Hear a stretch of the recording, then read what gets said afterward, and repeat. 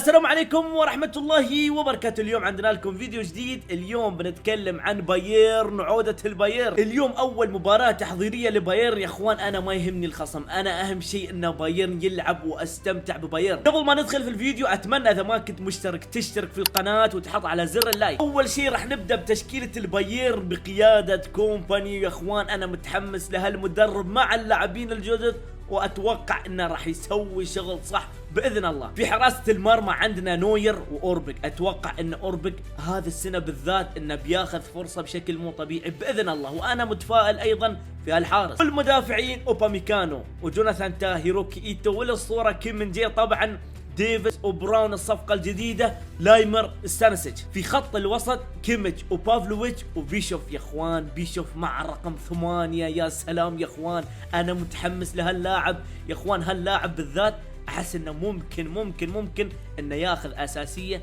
على بافلوفيتش. في النهايه اتمنى ان بيشوف وبافلوفيتش اثنيناتهم يبدعون، وهذا الشيء لمصلحه الفريق. في خط الهجوم وياهي هجوم هذه السنه يا اخوان، هجوم بايرن مرعب ما شاء الله تبارك الرحمن. وفي خط الهجوم عندنا اوليسي وكارل ودياز وموسيالا وجنابري والامير هاري كين، والصفقه الجديده سايباري. بنشوف كومباني بهاللاعبين شو راح يسوي يا اخوان. يقدر يسوي مليون تشكيله ما شاء الله تبارك الرحمن. يعني كارل ممكن يلعب ورا المهاجم، سايباري ورا المهاجم، سايباري على اليسار، كل شيء ممكن. لاعبين البايرن حاليا كلهم جوكر. حتى هاري كين ممكن يلعب ورا المهاجم وسايباري يلعب مهاجم. طيب يا اخوان بنتكلم عن صفقتين اللي هو براون وسايباري. واول شيء راح نبدا براون. يا اخوان هل براون راح ينافس ديفيز؟ هل ممكن انه ياخذ اساسيه على ديفيز؟ واخيرا عندنا لاعب يقدر ينافس ديفيز يا اخوان. صح ان ديفيز في برايم حقه ما حد يقدر ينافسه، ولكن حاليا مع اصابات ديفيز ممكن ان براون ينافسه، وهذا الشيء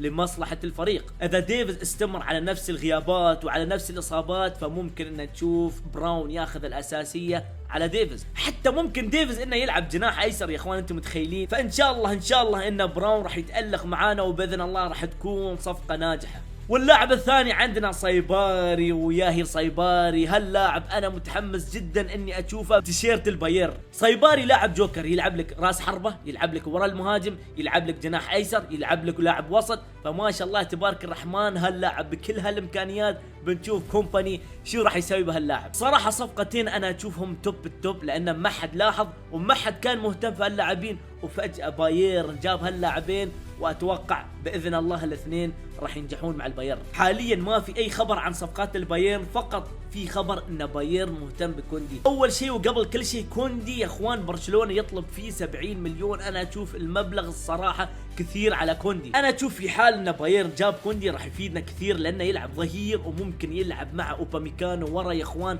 راح نستفيد منه كثير. ولكن ان شاء الله في حال انه صار اخبار اكثر عن كوندي راح نتكلم عنه بالتفصيل، وباذن الله راح اعطيكم الخبر اول باول. في نهايه الكلام انا متفائل ومتحمس جدا لبايرن، وباذن الله هذه السنه بالذات يكون الابطال من نصيب البايرن. على العموم وصلنا الى نهايه الفيديو، اتمنى انك استمتعتوا الفيديو. ادري ان الفيديو قصير، ولكن ان شاء الله القادم افضل وافضل.